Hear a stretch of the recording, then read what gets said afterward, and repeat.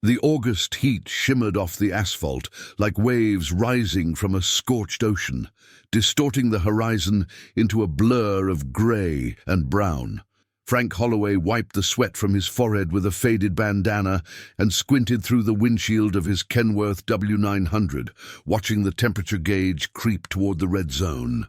31 years behind the wheel had taught him to read his truck like a doctor reads vital signs, and right now the old girl was telling him she needed a break. The gas station appeared like a mirage at exit 47, a small independent operation called Miller's Stop that looked like it had been serving travelers since the interstate was first laid down. Frank guided the massive truck off the highway and into the lot, finding a spot near the edge where he could stretch out without blocking the pumps. He killed the engine and sat for a moment in the sudden silence, listening to the ticking of cooling metal and the distant hum of traffic. At 58 years old, Frank had seen more of America than most people could imagine.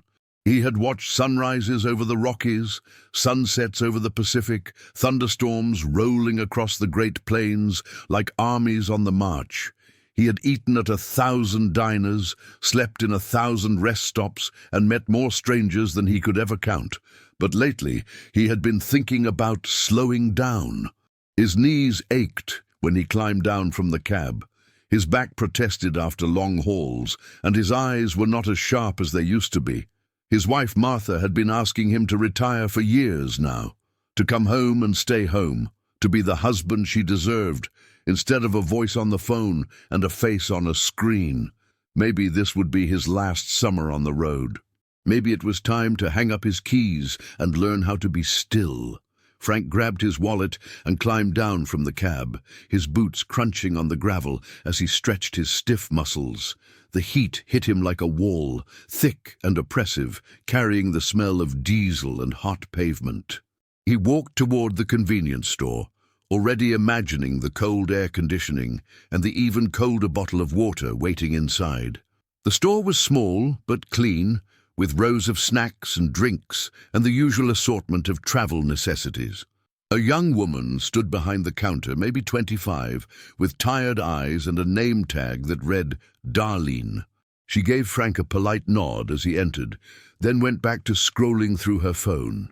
Frank made his way to the cooler at the back, selecting a large bottle of water and a smaller bottle of sweet tea for the road. He was reaching for a pack of peanuts when he heard the bell above the door chime, signaling another customer. He glanced up out of habit, the way truckers learn to do after years of watching their surroundings. A man had entered, maybe 40 years old, with a weathered face and restless eyes that never seemed to settle on anything for long. He was dressed in jeans and a plain grey t-shirt, nothing remarkable, but something about him made Frank's instincts prickle. Behind the man, almost hidden in his shadow, was a little girl. She could not have been more than 7 or 8, with blonde hair pulled back in a messy ponytail and clothes that seemed too big for her small frame.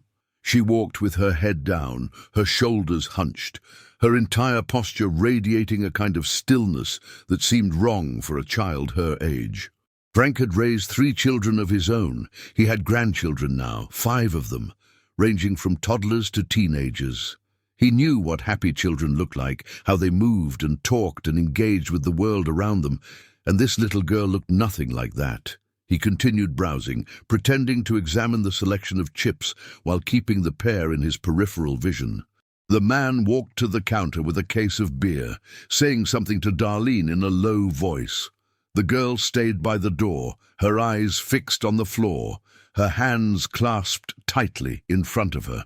Frank moved to a different aisle, one that gave him a better view. As he watched, the man finished his transaction and turned back toward the girl. He said something Frank could not hear, and the girl flinched almost imperceptibly before following him toward the door.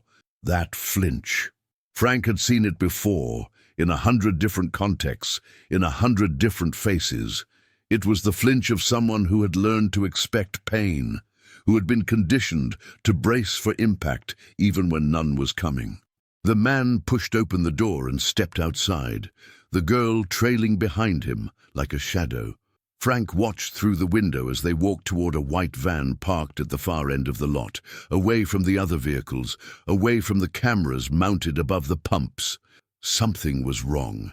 Frank felt it in his bones, in the part of him that had survived 3 decades on the road by trusting his gut.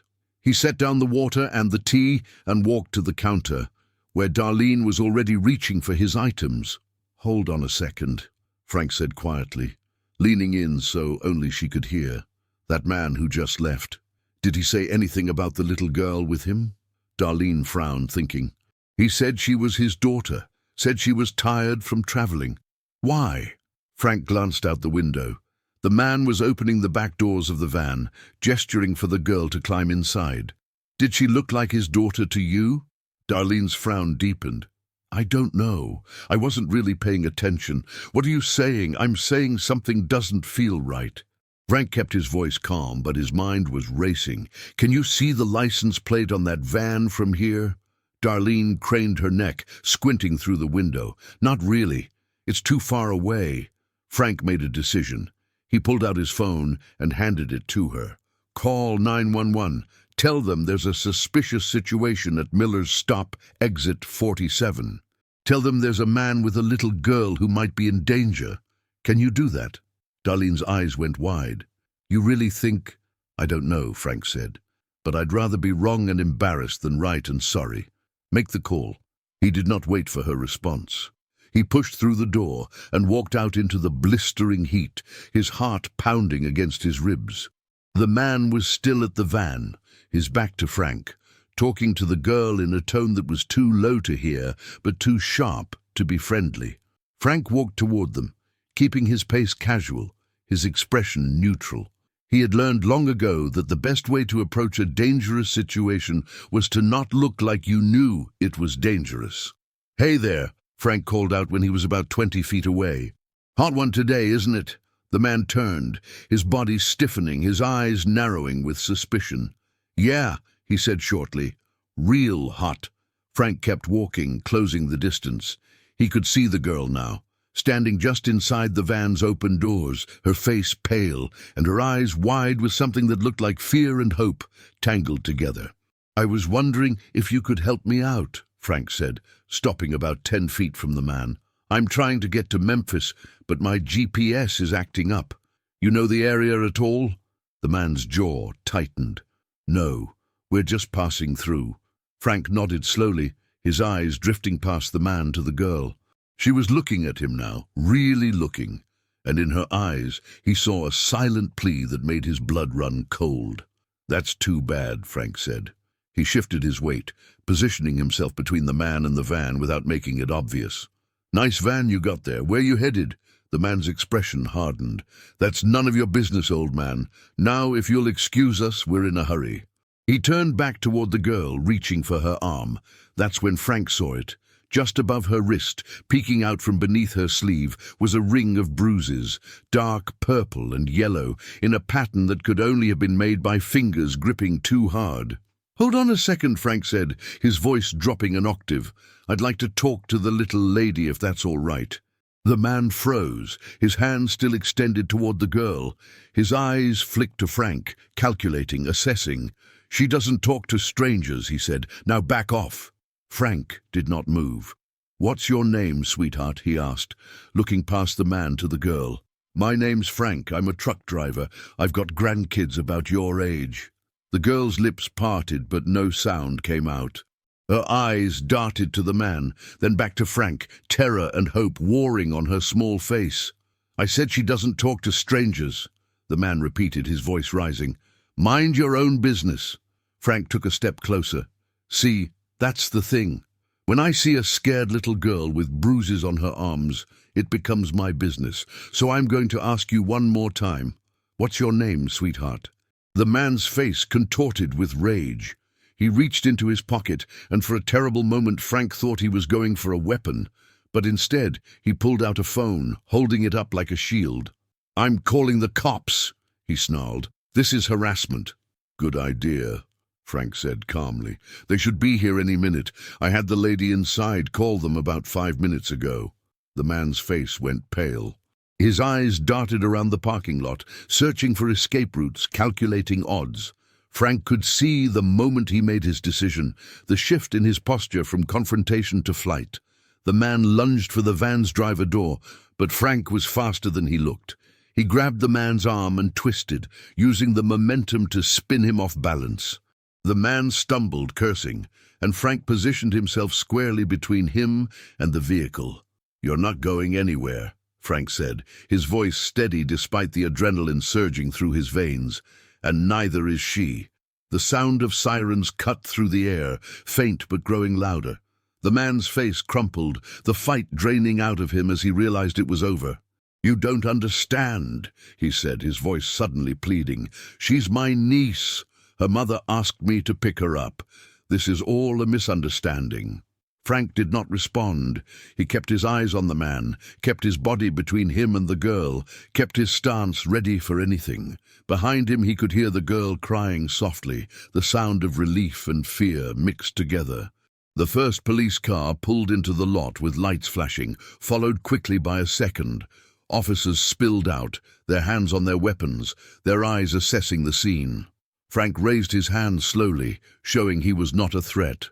"I'm the one who called this in," he said loudly. "This man has a little girl in that van. I think she's in trouble." The next hour was a blur of questions and statements, of officers separating Frank and the man and the girl into different areas of the parking lot. More vehicles arrived, including an unmarked car with 2 detectives and an ambulance that parked nearby with its lights off, but its presence reassuring. Frank sat on a bench outside the convenience store, a bottle of water in his hand that he had forgotten to drink. Darlene stood nearby, answering questions from a female officer, her face pale with the realization of what she had almost missed. A detective approached Frank, a middle-aged woman with kind eyes and a no-nonsense demeanor. Her name tag read, Detective Sarah Chen. "Mr. Holloway," she said, sitting down next to him, "I want to thank you for what you did today." Frank shook his head. "I just noticed something was wrong. Anyone would have done the same." Detective Chen smiled sadly. "You'd be surprised how many people don't. They see something off, but they don't want to get involved. They tell themselves it's not their business. By the time they decide to act, it's too late." "Is she going to be okay?" Frank asked. "The little girl?" "Her name is Emma," Detective Chen said. "Emma Lawson. She's been missing for 3 days. Her mother has been out of her mind with worry." Frank felt his throat tighten. 3 days. "The man who took her is a registered offender," Detective Chen continued. "He'd been watching her for weeks, waiting for an opportunity. Her mother dropped her off at a friend's house, and he grabbed her when she went outside to play." Frank closed his eyes, feeling sick. 3 days. That little girl had been in that monster's hands for 3 days. "We've already contacted her mother," Detective Chen said. "She's on her way. Thanks to you, Emma gets to go home. She gets to grow up. She gets to have a life." Frank opened his eyes, blinking back tears he had not expected. "I have grandkids," he said quietly. 5 of them. I look at that little girl and I see them. I see what could happen if the wrong person was watching, if no one was paying attention." Detective Chen nodded. "That's exactly why we need people like you, Mr. Holloway. People who pay attention. People who trust their instincts. People who are willing to get involved even when it's uncomfortable." She stood up, extending her hand. "We'll need you to come down to the station and give a formal statement. But after that, you're free to go. You've done a good thing today, a really good thing." Frank shook her hand, feeling the weight of the day settling over him. He thought about Martha, about the conversation they had been having for years, about slowing down, about coming home, about being present for the people he loved. He would call her tonight, he decided. He would tell her what happened, and he would tell her she was right. It was time to stop running, time to stop chasing the horizon. Time to be the husband and father and grandfather he had always meant to be. But first, there was something he needed to do. "Detective," he said as she turned to go, "can I see her? The little girl, Emma, just for a minute." Detective Chen hesitated, then nodded. "I'll ask. Wait here." She walked away, and Frank sat back on the bench, watching the controlled chaos of the parking lot. The man had been handcuffed and placed in the back of a police car, his face blank with the shock of capture. The white van was being processed by a forensics team, its secrets slowly being revealed. A few minutes later, Detective Chen returned with a small figure at her side.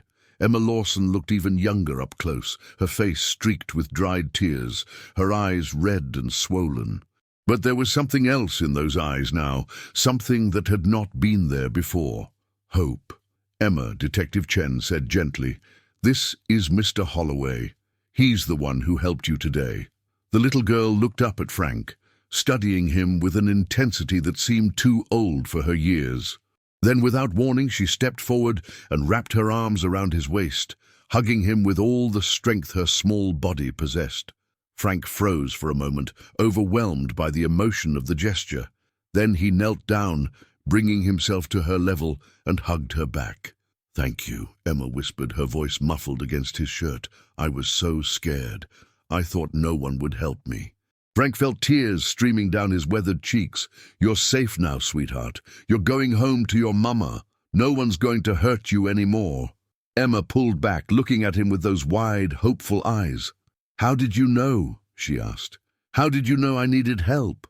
Frank thought about the question, about all the small signs that had added up to a terrible certainty.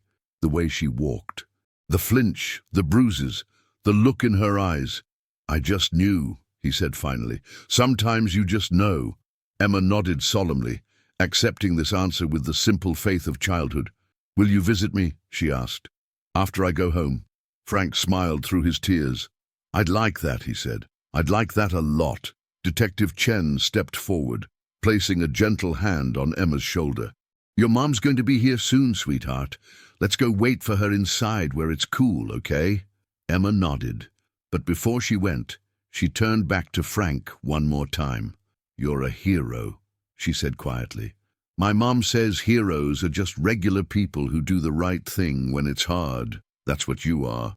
Then she was gone, disappearing into the convenience store with Detective Chen, leaving Frank alone on the bench with his thoughts and his tears. He sat there for a long time, watching the sun begin its slow descent toward the horizon, painting the sky in shades of orange and gold. The parking lot gradually emptied as the police finished their work and departed, leaving behind only the ordinary business of a gas station on a hot summer day. Darlene came out at some point, bringing him a fresh bottle of water and a sandwich from the store. "On the house," she said, "it's the least we can do." Frank thanked her and ate the sandwich without tasting it, his mind still processing everything that had happened. He thought about Emma, about the terror she must have experienced over the past 3 days. He thought about her mother, about the agony of not knowing where her child was. He thought about what would have happened if he had not stopped at this particular gas station, if he had not noticed the signs, if he had decided it was not his business. The thought made him sick. His phone rang, startling him out of his reverie. He looked at the screen and saw Martha's face, her contact photo, a picture he had taken last Christmas, her smile warm and knowing. "Hey, honey," he said, answering the call. "Frank, are you okay? You sound strange." He took a deep breath, trying to find the words. "Something happened today," he said. "Something big. I need to tell you about it, but first I need to tell you something else." "What is it?" Martha's voice was tight with worry. Frank looked out at the horizon, at the endless road that had been his home for 31 years. "I'm coming home," he said, "for good. I'm done running, Martha. It's time." There was a long silence on the other end of the line. Then softly, Martha began to cry.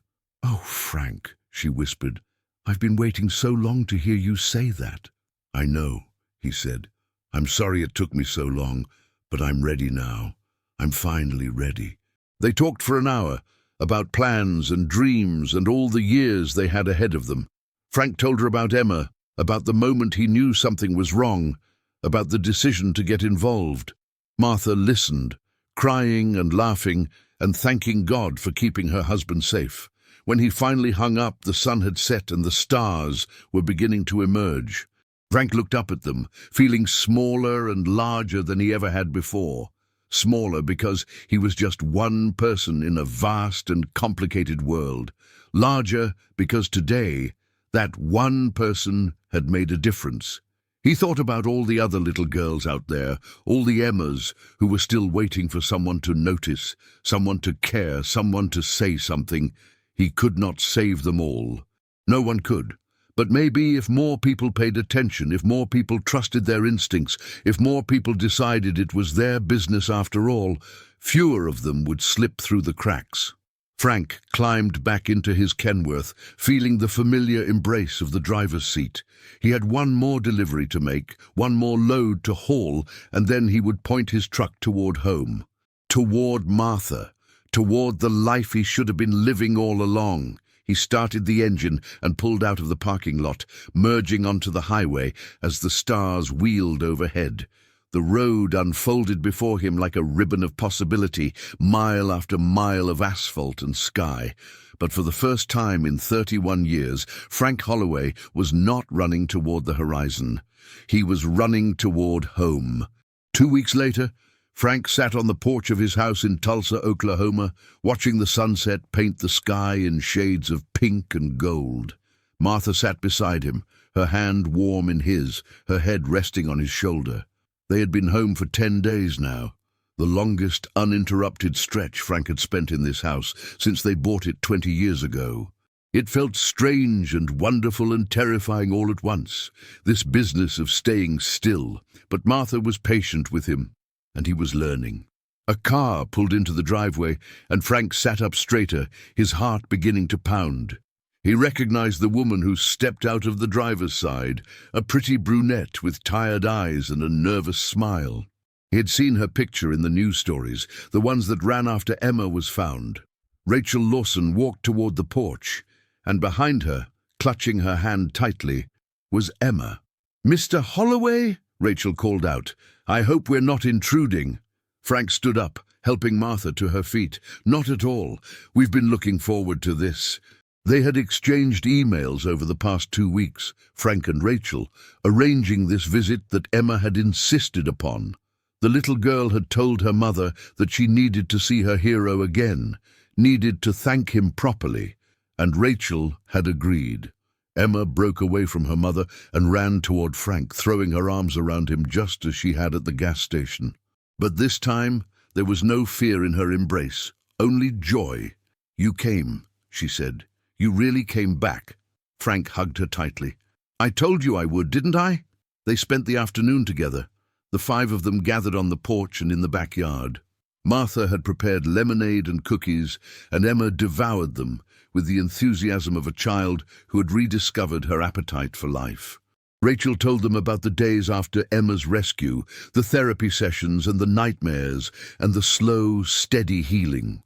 She told them about Emma's courage, about the way she had refused to let fear win, about the determination that burned in her young eyes. "She talks about you all the time," Rachel said to Frank, her voice thick with emotion. "She calls you her guardian angel." Frank shook his head, embarrassed. "I'm no angel, just a truck driver who got lucky." "No," Rachel said firmly, "you're a hero. You saw something wrong, and you acted. Do you know how rare that is? Do you know how many people would have just looked the other way?" Frank thought about the question, thought about all the times in his life when he had looked the other way. All the small moments when he had chosen not to get involved, not to take a risk, not to make waves. "I almost didn't stop," he admitted quietly. "At that gas station, I was tired and hot, and I just wanted to get back on the road. I almost drove right past." "But you didn't," Rachel said. "That's what matters. You didn't." Emma appeared at Frank's side, tugging on his sleeve. "Can I show you something?" she asked. Frank smiled at her. "Of course, sweetheart." She led him to the edge of the yard, where a small garden was beginning to take shape. Martha had started it the week before, Frank helping her dig the beds and plant the seeds. "My mom says we're going to plant a garden too," Emma said, "at our new house. She says growing things helps you heal." "That sounds like a good idea," Frank said.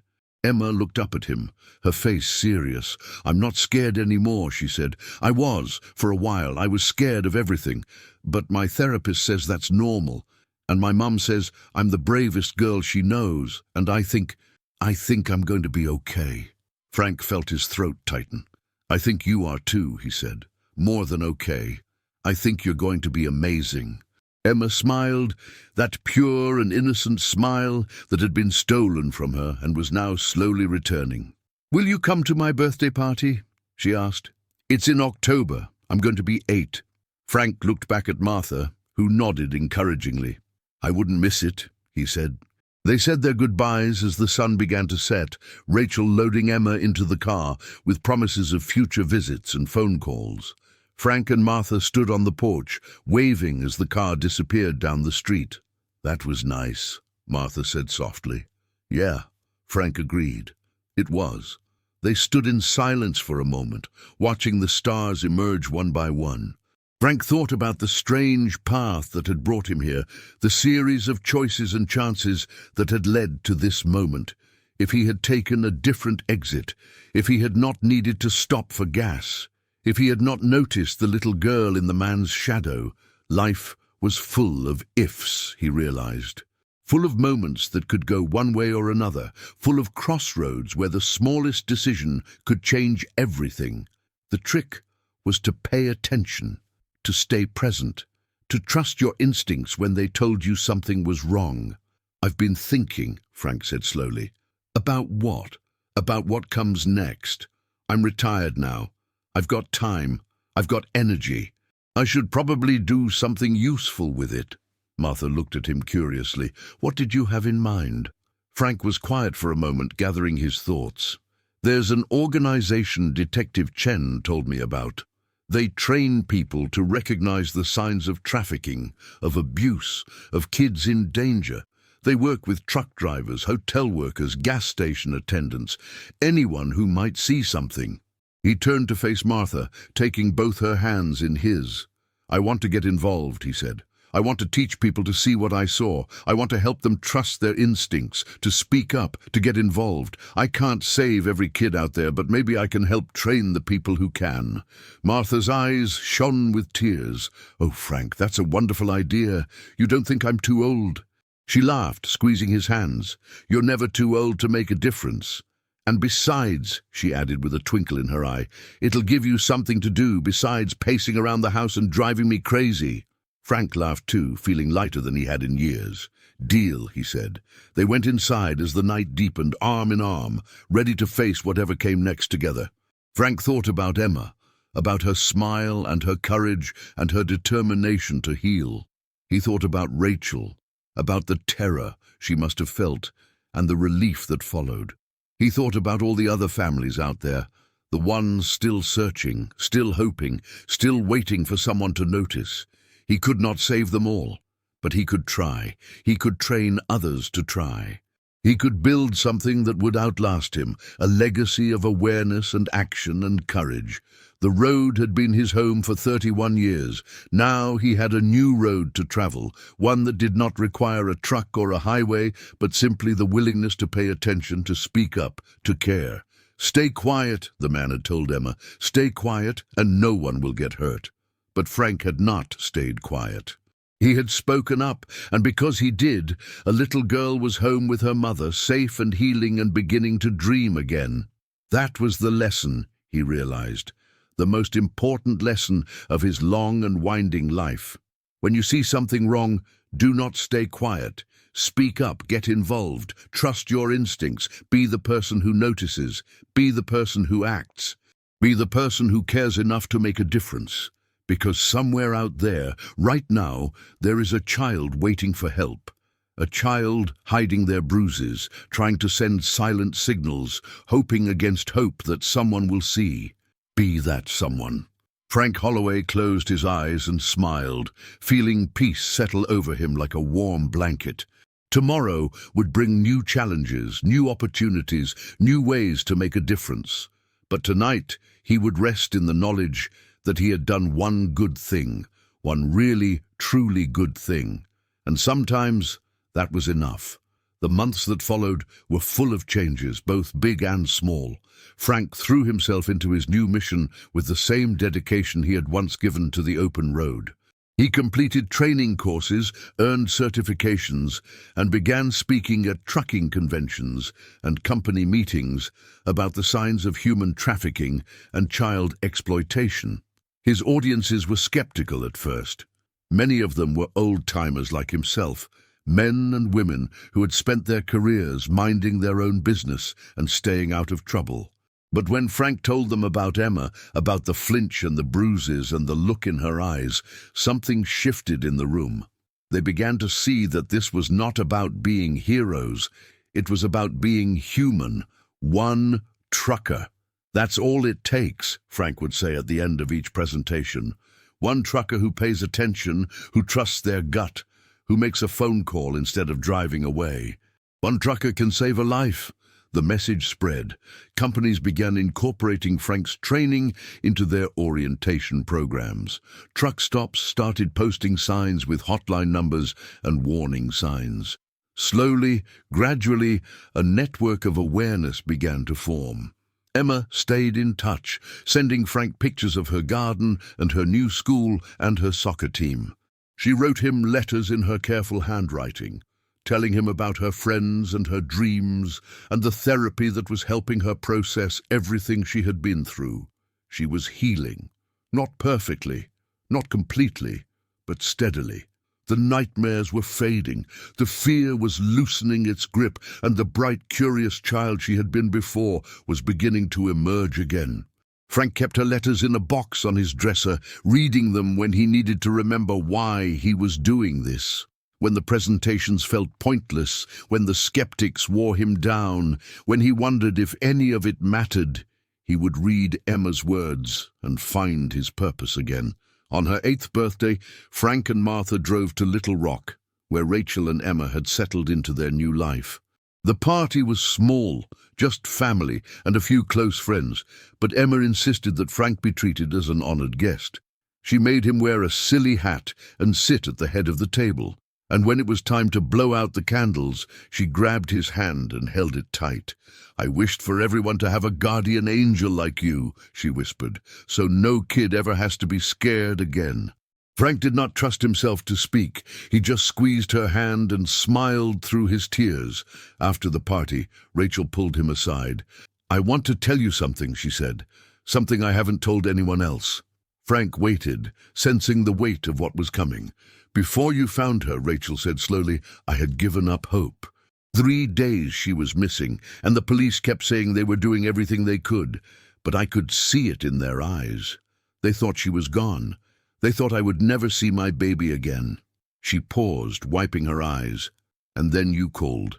This trucker I'd never met, calling from a gas station in the middle of nowhere, saying you had found my daughter. I couldn't believe it. I thought it was a prank or a cruel joke, or my mind finally breaking. I can't imagine," Frank said softly. "You saved her life," Rachel said firmly. "But more than that, you saved mine. Because if I had lost her, I don't know what I would have done. I don't know how I would have survived." She took his hands in hers, her grip tight with emotion. "Thank you," she said. "Thank you for seeing her. Thank you for caring. Thank you for being the kind of person who stops." Frank thought about all the times he had not stopped. All the moments in his life when he had looked the other way, when he had told himself it was not his business, when he had chosen the easy path instead of the right one. But that day at Miller's Stop, something had been different. Maybe it was the heat or the timing, or simply the fact that he had grandchildren of his own. Maybe it was the culmination of a lifetime of small choices, finally adding up to one that mattered. Whatever it was, he was grateful for it. Grateful that he had stopped, that he had seen, that he had spoken up, because if he had not, Emma would not be here. She would not be turning 8, would not be planting gardens, would not be dreaming of the future. Sometimes, Frank said slowly, the right thing to do is also the hardest. But that doesn't mean we shouldn't do it. Rachel nodded, understanding in her eyes. "How do I repay you?" she asked. "How do I ever repay what you've done for us?" Frank smiled. "You don't," he said. "You just pass it on. You teach Emma to pay attention, to care, to help when she sees someone in need. You raise her to be the kind of person who stops. Rachel looked at her daughter, who was laughing with Martha in the other room, her joy bright and uncomplicated. "I will," she promised. "I will." The drive home was quiet, Frank and Martha each lost in their own thoughts. The sun was setting over the Arkansas hills, painting the sky in shades of gold and crimson, and Frank felt a peace he had not known in decades. "You did good," Martha said softly, reaching over to take his hand. Frank nodded, watching the road unfold before them. "We did good," he corrected. "All of us. All. Everyone who pays attention, everyone who speaks up, everyone who decides it's their business after all." Martha squeezed his hand. "I'm proud of you," she said. "Have I told you that lately?" Frank smiled. "Maybe once or twice." "Well, I'm telling you again. I'm proud of the man you've become, Frank Holloway, the man you've always been, deep down. It just took you a while to find him." They drove on in comfortable silence, the miles slipping away beneath their wheels. Frank thought about his life, about the roads he had traveled and the ones still ahead. He thought about Emma and Rachel, about Detective Chen and Darlene, about all the people who had been touched by one moment of awareness at a gas station in the middle of nowhere. He thought about the future, about the training programs and the presentations, and the slow, steady work of changing minds and saving lives. He thought about the children out there who were still waiting, still hoping, still sending silent signals into the void. And he made a promise to himself, to Martha, to Emma, to all of them. He would not stay quiet. He would speak up every chance he got, every time it mattered. He would teach others to do the same, to see what he had seen, to trust what he had trusted, because that was the only way things changed. Not through grand gestures or dramatic rescues, but through 1,000 small acts of attention and courage and care. Through ordinary people deciding to do extraordinary things. Through one trucker at a gas station noticing a little girl in trouble and refusing to look the other way. Frank Holloway turned onto the highway, heading home, and felt the weight of his years lift from his shoulders. The road stretched before him, familiar and strange, leading not toward the horizon, but toward something even more important, toward purpose, toward meaning. Toward a legacy that would outlast him, toward every child who was waiting for someone to see. "Stay quiet," the man had told Emma. But Frank had not stayed quiet. And because of that, a little girl was alive, a mother was whole, and the world was just a little bit brighter. That was enough. That was more than enough. That was everything. 1 year later, Frank stood at a podium in front of 300 truckers at the annual National Transportation Safety Conference. Behind him, a screen displayed photos of children who had been rescued because someone noticed, someone called, someone cared. Emma's photo was among them with her permission. She had insisted. "I want people to know," she had told Frank. "I want them to see that it works, that paying attention can save a life." Frank looked out at the crowd, at the weathered faces and crossed arms and skeptical expressions. He had seen this look before, had faced this resistance 100 times, but he was not discouraged, because he knew something they did not. He knew that every single one of them, in the right moment, with the right awareness, could be a hero. "I'm not here to lecture you," Frank began. "I'm here to tell you a story." And he told them about Emma, about the gas station and the heat and the flinch, about the bruises and the fear and the silent plea in a little girl's eyes, about the decision to speak up, to get involved, to refuse to stay quiet. When he finished, the room was silent. Then, slowly, one person began to clap, then another, then another. Within moments, the entire room was on its feet, applauding not for Frank, but for the message he carried, for the possibility that any one of them, on any given day, could make the same choice. Frank stepped back from the podium, tears streaming down his face. He thought about Emma, about Rachel, about Martha waiting for him at home. He thought about all the miles he had traveled, all the roads he had driven, all the years he had spent chasing something he could never quite name. He had found it now. Not on the highway, not on the horizon, but in the faces of the people he had helped and the lives he had touched. Purpose, connection, home. The applause faded, and Frank made his way back to his seat. Beside him, a young trucker, maybe 25, with nervous eyes and calloused hands, leaned over. "Mr. Holloway," he said, "I just wanted to say thank you. I've got a daughter at home. She's 4. After hearing your story, I'm going to pay more attention. I'm going to watch for the signs. I'm going to be ready." Frank smiled, feeling the weight of the moment. "That's all any of us can do," he said. "Be ready. Pay attention. And when the moment comes, don't stay quiet." The young trucker nodded solemnly. "I won't," he promised. "I won't." Frank watched him go, feeling hope bloom in his chest. One person at a time, one choice at a time, one child at a time. That was how you changed the world, not with grand gestures or dramatic rescues, but with attention, with courage, with the simple, profound decision to care. Frank Holloway had spent 31 years on the road, searching for something he could not name. He had finally found it. And now he would spend the rest of his life sharing it with everyone he met.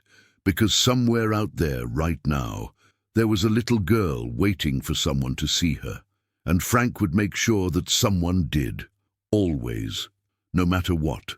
The conference ended, and Frank walked out into the afternoon sunlight, feeling the warmth on his face. His phone buzzed with a text from Martha. "How did it go?" He typed back, "Better than I hoped. Coming home now. Love you." Her reply came instantly. "Love you too." Emma called. "She wants to video chat tonight. Something about a school project." Frank smiled, imagining Emma's bright face on the screen, her eager voice telling him about whatever new adventure she had discovered. He had become something of a fixture in her life now, a surrogate grandfather who showed up for soccer games and birthday parties and random Tuesday dinners when he was in the area. Rachel had told him once that Emma's therapist believed Frank's continued presence was crucial to her healing.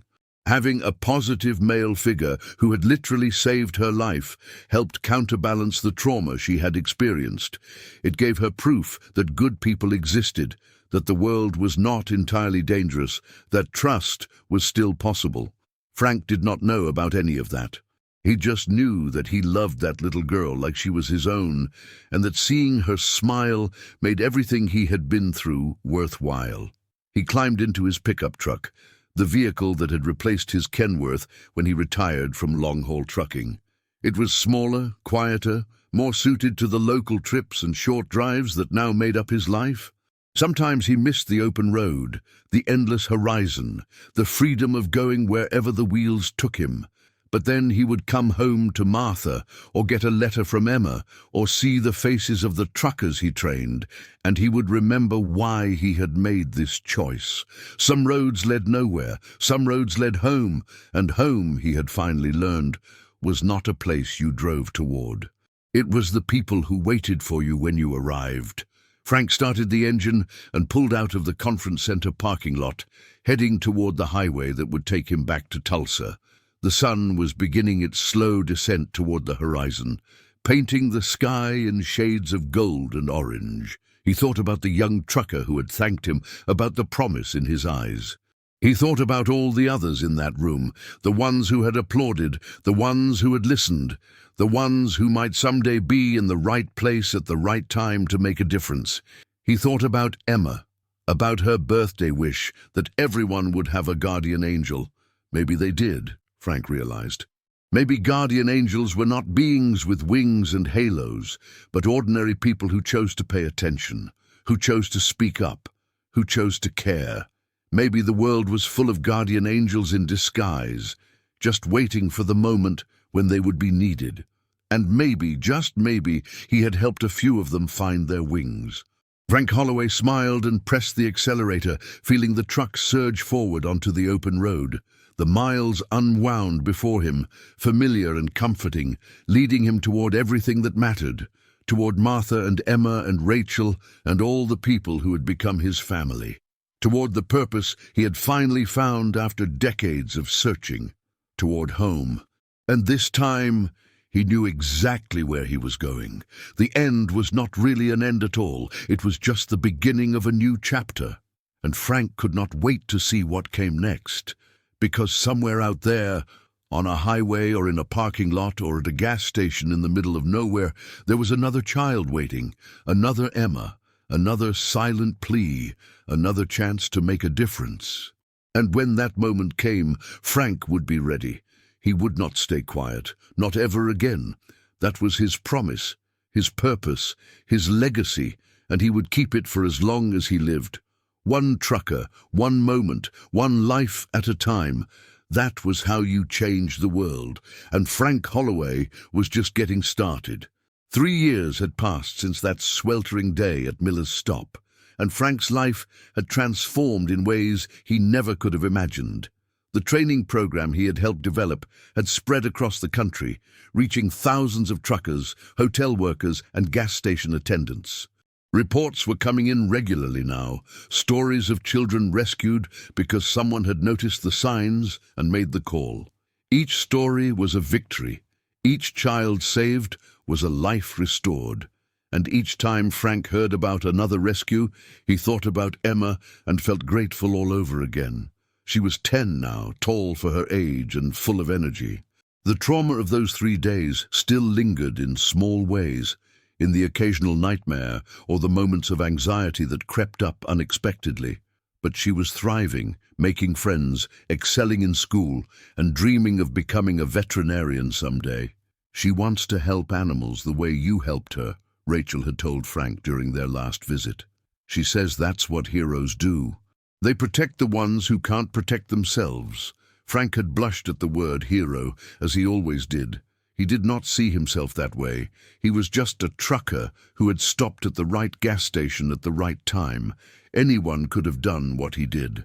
The problem was that too many people chose not to. That was what he tried to teach in his sessions. Not how to be a hero, but how to be aware. How to see what was hiding in plain sight.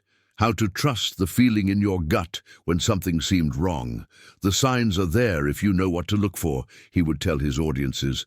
A child who seems afraid, bruises they try to hide, the way they flinch when someone moves too quickly, the look in their eyes that says, "Help me," without using words. And then the most important part. When you see those signs, don't talk yourself out of it. Don't convince yourself it's not your business. Make the call. Let the professionals sort it out, because the worst that happens if you're wrong is a little embarrassment. But the worst that happens if you're right and you do nothing, that's something you'll carry for the rest of your life.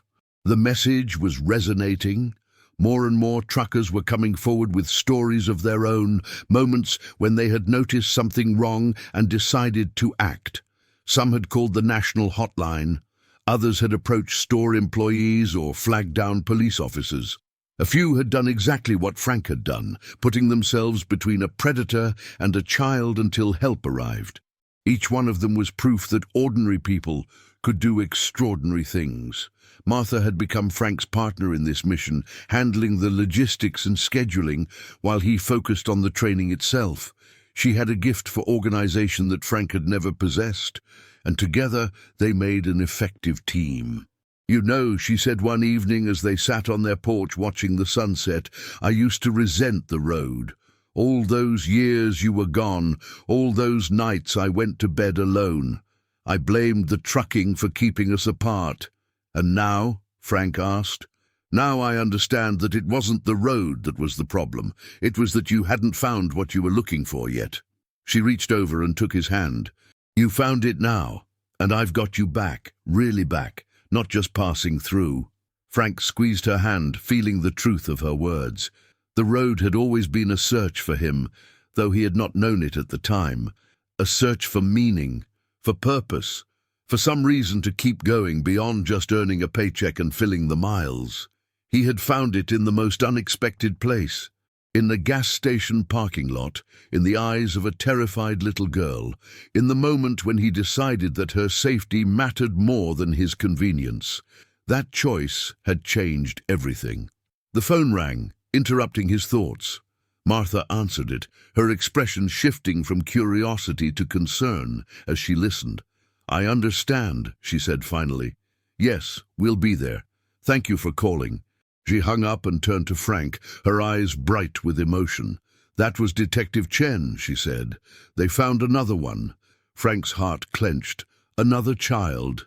A little boy, 9 years old, missing for 2 weeks. A trucker spotted him at a rest stop in Oklahoma and called it in. He's safe now, thanks to the training program. Frank felt tears prick his eyes. He tried to speak but could not find the words. "The detective wants you to meet him," Martha continued. "The trucker, I mean.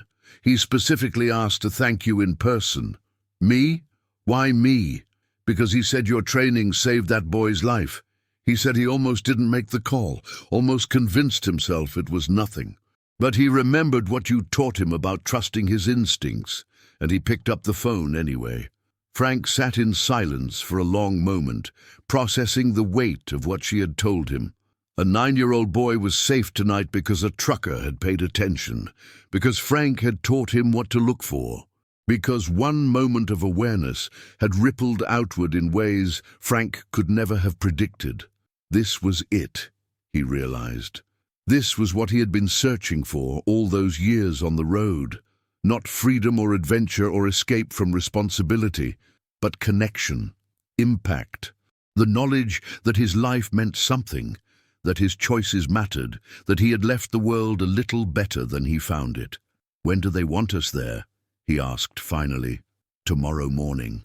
Oklahoma City." Frank nodded slowly. "Then we'd better get some sleep.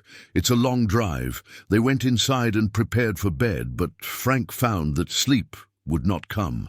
He lay awake in the darkness, thinking about the boy in Oklahoma, about Emma, about all the children out there who were still waiting to be found.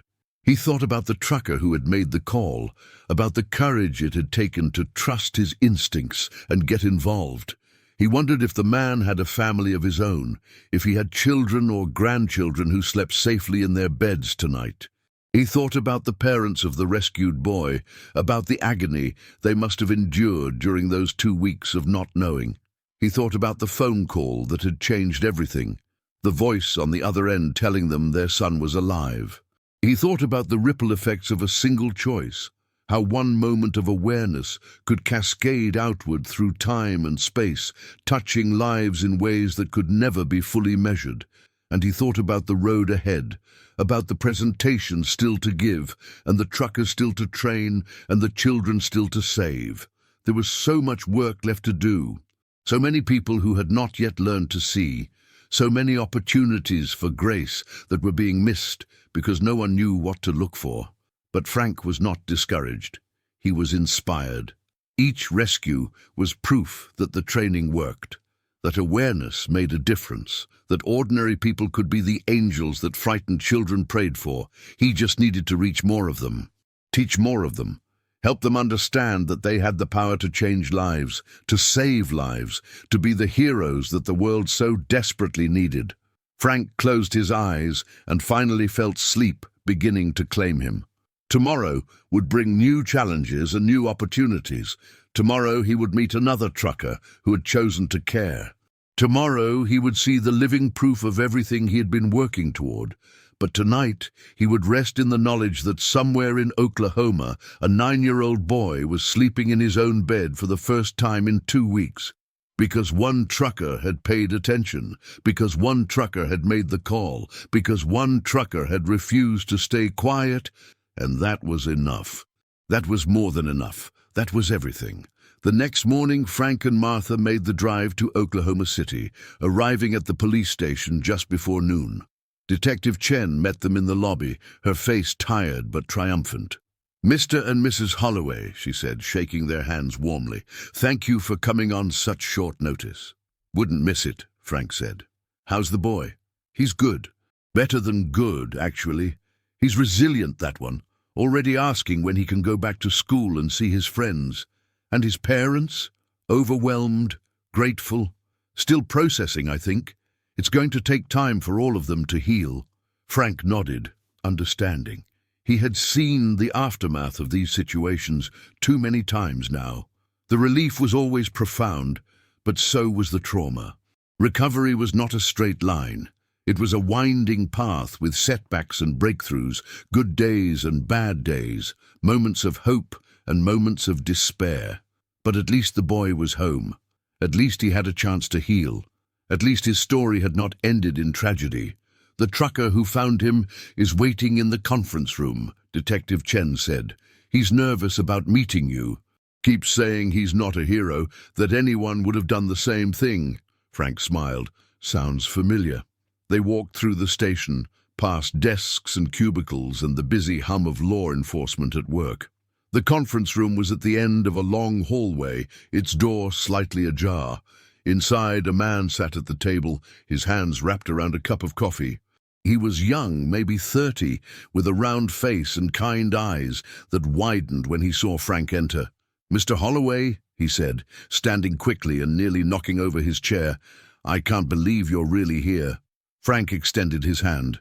"Call me Frank. And you must be Jake Mendoza." He shook Frank's hand vigorously. "I took your training course last year, in Houston. I've been watching for the signs ever since, just like you said. And then yesterday, there he was." "Tell me what happened," Frank said, settling into a chair across from Jake. Jake took a deep breath, his eyes distant as he recalled the events. "I was stopping for fuel at a rest area near Edmond. I saw this man with a boy, and something just felt off. The kid wasn't talking, wasn't making eye contact. His clothes were dirty, like he'd been wearing them for days, and the way the man kept looking around, like he was watching for something." Frank nodded encouragingly. "Go on." "I almost talked myself out of it," Jake admitted. "I kept thinking maybe it's just a tired kid on a road trip. Maybe I'm imagining things. But then I remembered what you said in the training, about trusting your gut, about how the worst thing that happens if you're wrong is embarrassment, but the worst thing that happens if you're right and you don't act." Jake's voice trailed off, and he wiped his eyes with the back of his hand. "I made the call," he continued, "told the dispatcher exactly what I saw, exactly where I was. They had units there in 10 minutes. And when they approached the man, he tried to run. That's when I knew it was real." Frank felt his throat tighten. "You did the right thing, Jake. You saved that boy's life." Jake shook his head. "You saved him. You taught me what to look for. Without that training, I would have driven right past. I would have convinced myself it was nothing. And that little boy would still be—" He could not finish the sentence. He did not need to. Frank reached across the table and placed a hand on Jake's shoulder. "Listen to me," he said firmly. "What you did took courage. It took awareness. It took action. Those are not things I can teach. Those come from inside you. All I did was help you see what you were already capable of." Jake looked up, tears streaming down his face. "I've got 2 kids of my own," he said. "A boy and a girl, 7 and 5. Every time I look at them now, I think about what could have happened to them. What happens to kids like this every single day?" "I know," Frank said softly. "That's why we do this work. That's why we train people to see, because every child deserves someone looking out for them. Every child deserves a chance to grow up safe." Jake nodded, wiping his face. "I want to help," he said. "I want to do what you do. Train other truckers. Spread the word. Make sure no one else drives past a kid in trouble without stopping." Frank smiled, feeling hope bloom in his chest. "I think that can be arranged." They talked for another hour about the training program and how Jake could get involved. Detective Chen joined them, offering insights from the law enforcement perspective. Martha took notes, already planning the logistics of expanding their reach. By the time they left the police station, the sun was setting over Oklahoma City, painting the sky in shades of gold and crimson. Frank stood on the steps, looking out at the city, feeling the weight of the day settle over him. "You okay?" Martha asked, slipping her arm through his. Frank nodded slowly. "Yeah," he said. "More than okay. What are you thinking about?" He was quiet for a moment, gathering his thoughts. "I'm thinking about ripples," he said finally, "about how one choice can spread outward in ways you can never predict. I stopped at a gas station 3 years ago. I noticed a little girl in trouble. I made a call, And now, because of that, Jake exists. Jake noticed a little boy. Jake made a call. And now that boy is safe.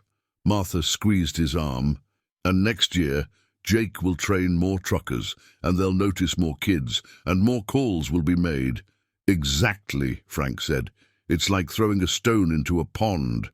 The ripples just keep spreading, touching shores you'll never see. They walked to their truck hand in hand, the Oklahoma evening settling around them like a warm blanket. Frank thought about Emma, about calling her when they got home to tell her about Jake and the boy he had saved. She would be excited, he knew. She always loved hearing about the rescues. He thought about the future, about all the training sessions still to come, all the truckers still to reach, all the children still to save. The work was never done. The need was always there. But so was the hope, growing stronger with each rescue, each call, each moment of awareness that made a difference. Frank Holloway had spent 31 years on the road, searching for something he could not name. He had found it in the most unexpected place, in the eyes of a frightened child who had asked him without words to please see her. He had seen her. He had acted. And because of that, the world was a little bit safer, a little bit brighter, a little bit more full of hope. That was his legacy. That was his purpose. That was the meaning he had been searching for all along, and he would keep building it, one trucker at a time, one presentation at a time, one child at a time, until every kid in danger had someone watching out for them, until every silent plea was heard, until no one was ever told to stay quiet again. Frank started the truck and pulled out of the parking lot, heading toward home. Martha dozed in the passenger seat, tired from the long day but content. The road stretched before him, familiar and comforting, leading toward everything that mattered. He was not chasing the horizon anymore. He had found what he was looking for, and now his only job was to help others find it too. One choice at a time, one child at a time, one life at a time.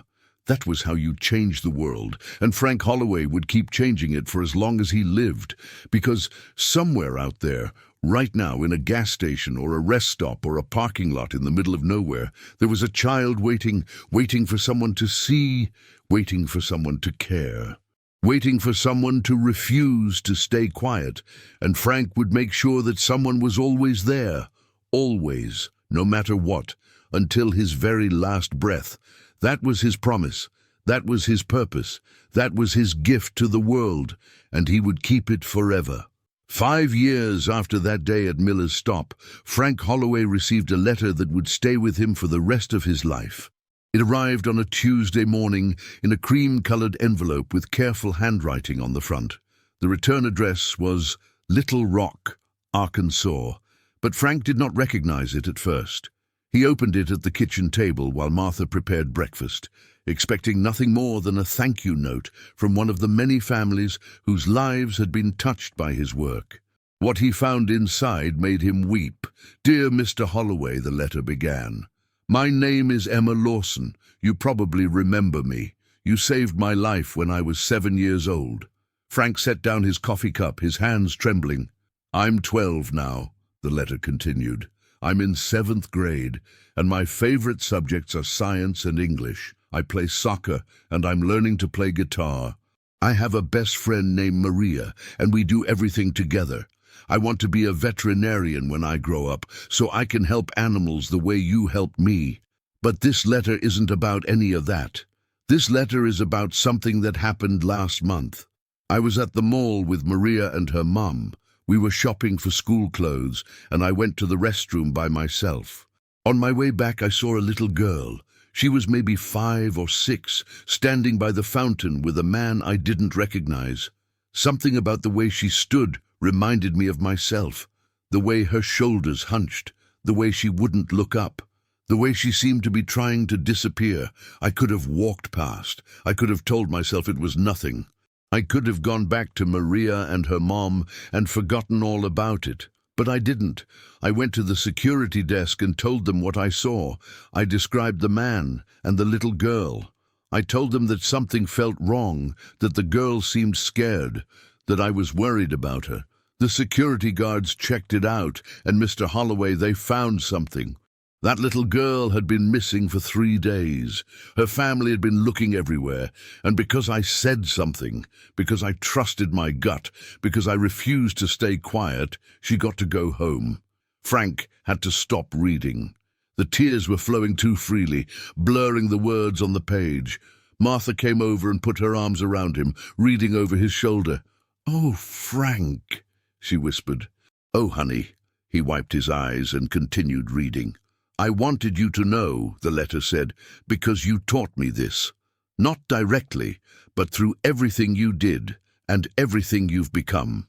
You showed me that ordinary people can be heroes. You showed me that paying attention matters. You showed me that one person in one moment can change everything. I'm not scared anymore, Mr. Holloway. Not of the dark, not of strangers, not of the world, because I know now that the world is full of people like you, people who see, people who care, people who stop when they notice something wrong. I want to be one of those people. I want to spend my life helping others, just like you've spent yours helping me.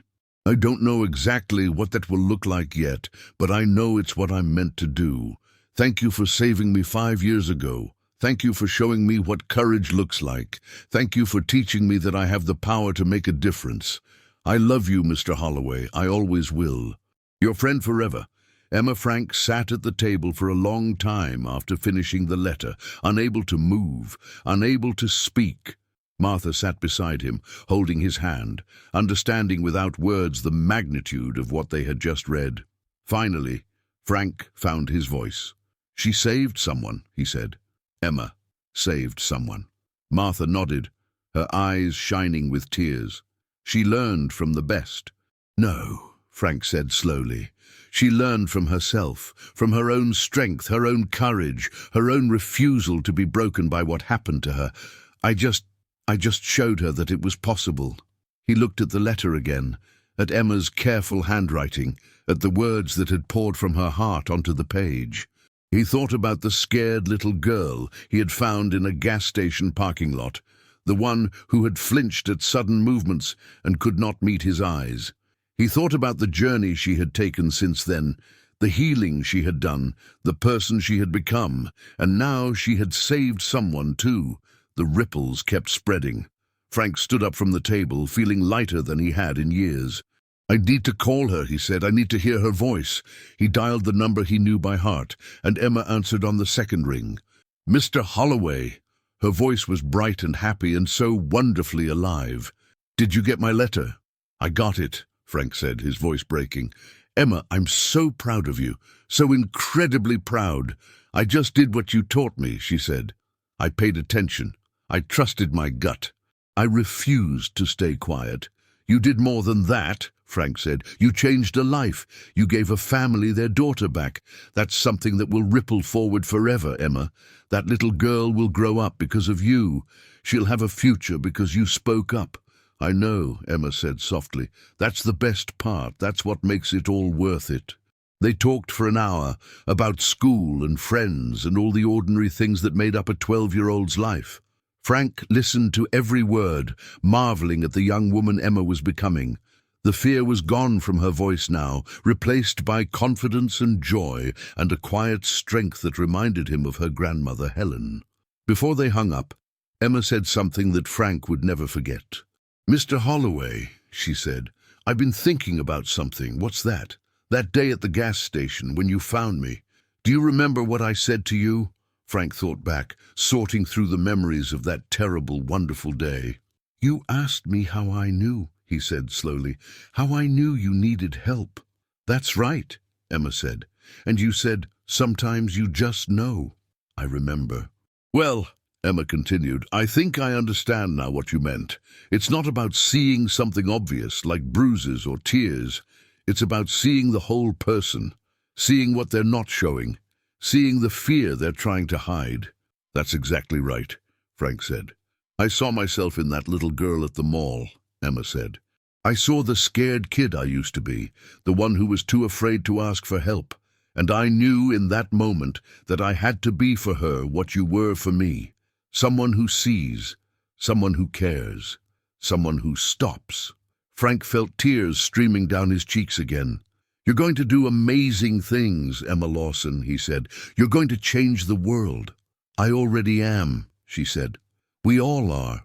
Every time we pay attention, every time we speak up, every time we refuse to stay quiet." They said their goodbyes, and Frank hung up the phone, feeling the weight of the moment settle over him.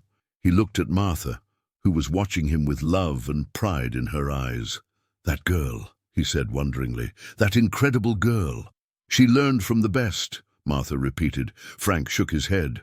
"No, she learned from herself. She always had it in her. I just helped her find it." He walked to the window and looked out at the street, at the ordinary neighborhood where he had finally learned to be still. Somewhere out there, in cities and towns and rest stops across America, people were paying attention. They were trusting their instincts. They were refusing to stay quiet. And children were being saved because of it. Frank Holloway had spent decades searching for meaning, for purpose, for a reason to keep going. He had found it in the most unexpected place, in the eyes of a frightened child who had needed someone to see her. Now that child was seeing others, saving others, passing forward the gift that had been given to her. The ripples would never stop spreading. And somewhere, in the great mystery of things, that meant something. It meant everything. Frank closed his eyes and smiled, feeling peace wash over him like warm water. This was his legacy. This was his life's work. This was what he would be remembered for. Not the miles he had driven or the loads he had hauled, not the money he had earned or the places he had seen, but the lives he had touched, the children he had saved, the ordinary people he had taught to be extraordinary, and Emma, always Emma, the little girl who had become a hero in her own right. Frank opened his eyes and turned back to Martha. "What do you say we go visit her?" he asked. "Emma and Rachel. We haven't been to Little Rock in a while." Martha smiled. "I'll pack our bags." They left the next morning, heading east toward Arkansas, toward Emma, toward the future that was still unfolding. The road stretched before them, familiar and full of possibility. Frank drove with one hand on the wheel and the other holding Martha's. He was not searching anymore. He was not running. He was simply moving forward, toward the people he loved, toward the purpose he had found, toward everything that mattered. The sun rose over the hills, painting the world in shades of gold and hope. And somewhere out there, on a highway or in a parking lot or at a gas station in the middle of nowhere, another child was waiting to be seen. But now, thanks to Frank and Emma and Jake and all the others who had learned to pay attention, that child would not have to wait long. Someone would stop, someone would see, someone would refuse to stay quiet, and another life would be changed forever. That was the gift they were giving to the world. That was the legacy they were building together. That was the story that would never end. Frank Holloway smiled and pressed the accelerator, heading toward tomorrow, toward hope, toward all the beautiful possibilities that lay ahead. The road called to him still, but now he knew where it led. Home, family, purpose, love, and always, always the chance to make a difference, one child at a time, one moment at a time, one yes at a time, forever. When Frank and Martha arrived in Little Rock, Emma was waiting on the porch of her home, waving frantically as their truck pulled into the driveway. She had grown so much since their last visit, her blonde hair now reaching past her shoulders, her face losing the roundness of childhood and gaining the angles of adolescence. She ran to Frank before he could even close the truck door, throwing her arms around him with the same fierce love she had shown that first day at the gas station. "I missed you so much," she said, her voice muffled against his chest. "I missed you too, sweetheart," Frank replied, holding her tight. "More than you know." Rachel appeared in the doorway, smiling warmly. "Come inside," she called. "I made your favorite, Frank. Pot roast with all the fixings." They spent the evening together, eating and laughing and sharing stories. Emma talked about school and her friends and the guitar lessons she was taking. Rachel talked about her new job at the community center, where she helped coordinate resources for families in crisis. Martha talked about the garden she had planted and the grandchildren who visited on weekends, and Frank talked about the training program, about the truckers he had reached, about the children who had been saved because someone had learned to see. After dinner, Emma asked Frank to walk with her in the backyard.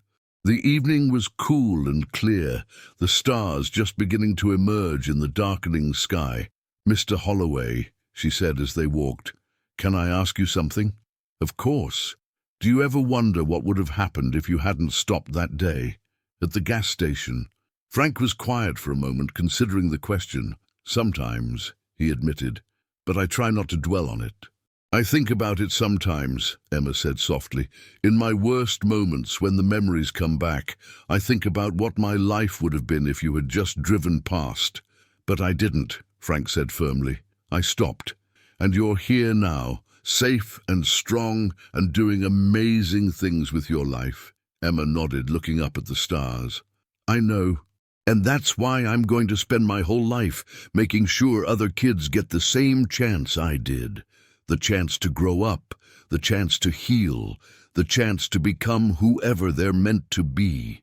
Frank felt his heart swell with pride. "You already are, Emma. Every day, in 1,000 small ways, you're already making that difference." They stood together in the quiet night, two people bound by a moment of grace that had changed both their lives. The stars wheeled overhead, ancient and eternal, witnesses to the infinite possibilities of human connection. Tomorrow would bring new challenges, new opportunities, new chances to make a difference. But tonight, they would rest in the knowledge that they were part of something larger than themselves, a chain of caring that stretched backward and forward through time, linking all the people who had ever chosen to see, to act, to love. Frank looked at Emma, at the young woman she was becoming, and felt hope for the future. Not because the world was perfect or safe or free from danger, but because there were people like her in it. People who had been through the darkness and emerged stronger. People who used their pain to fuel their purpose. People who refused, no matter what, to stay quiet. That was the true legacy of what had happened at Miller's Stop 5 years ago. Not just one life saved, but a whole way of being that would ripple forward through generations. Frank smiled and put his arm around Emma's shoulders. "Ready to go inside?" he asked. Emma leaned into him, her warmth a comfort against the cool night air. "Ready?" she said, and together they walked back toward the house, toward the light, toward all the beautiful tomorrows that awaited them. The story was not ending, it was just beginning. Again and again and again, forever and always. One moment of grace at a time.